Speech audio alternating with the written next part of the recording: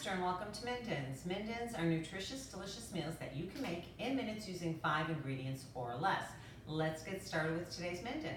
Today we're making a Tacodilla, which is a cross between a quesadilla and a taco.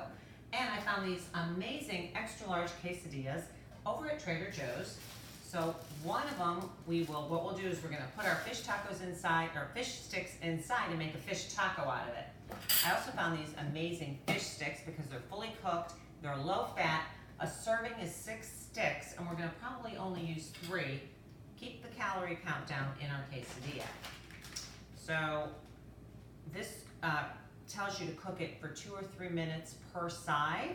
And what I did was I already defrosted them in the refrigerator. So I'm just gonna go ahead and put 3 in here. It'll fit nicely. Fold over our quesadilla. Another thing we're gonna use is some organic romaine lettuce, and we're just gonna put some. It already comes shredded, which is great. You don't have to worry about it. We're gonna put romaine lettuce in there. Our next ingredient we're using is some shredded Mexican cheese. We're just gonna throw some in there.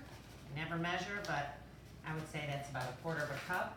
And then all we're gonna do is heat this up in our fry pan, flip it over, make a quesadilla, and as a dipping sauce, we're gonna serve it with this tartar sauce. If you watch Minden's each week, you'll see that everything kind of is connected. My Facebook page, my Instagram page, my website, which is www.mindens.com.